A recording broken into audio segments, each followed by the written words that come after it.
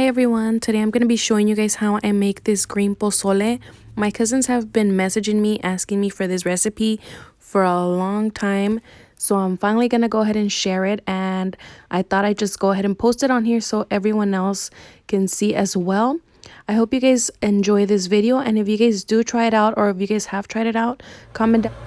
So here I have about 4 pounds of chicken cooking, and all I did was add some of the chicken bouillon and some salt. I grabbed some of that broth and I added it to my blender, just a little bit to help it all blend together a little better. To make the sauce, I'm going to be using 12 of these tomatillos. Usually I use 10, but because some of these are pretty small, I'm going to use 12.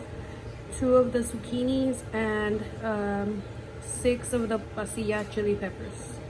Oh, sticks of butter. I'm also going to be using 5 of these cans of corn, whole kernel corn. While I blend the other half, I'm going to go ahead and throw in my butter and let them melt in there. Now I'm going to pour all this yumminess in there.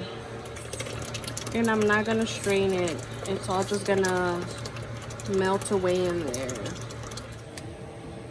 I'm going to add a little bit of water in there because we do not leave anything behind. I just put it all the way down to low because it is boiling and I don't want it to spill. But look at how yummy it's looking already. And I already opened all 5 of my cans of corn, and I'm just waiting a few more minutes before I throw them in. All this yumminess, guys. So good. Now we're just gonna cover this up, let it cook all the way through.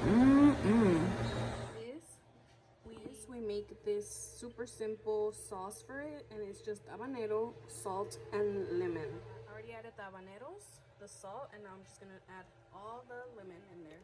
And I'm actually gonna leave about 2 or 1.5 because I'm gonna throw it in here once it's all blended, just to make sure I get everything out.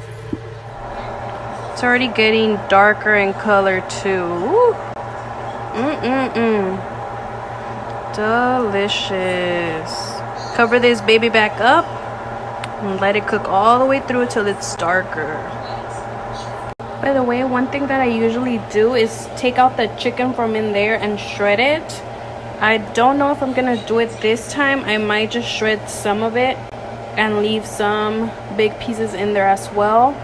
Not too sure. Don't forget to check for salt. Might need it a little more, so I went ahead and added a little bit more, but it's tasting real good. I wish you guys could smell my kitchen.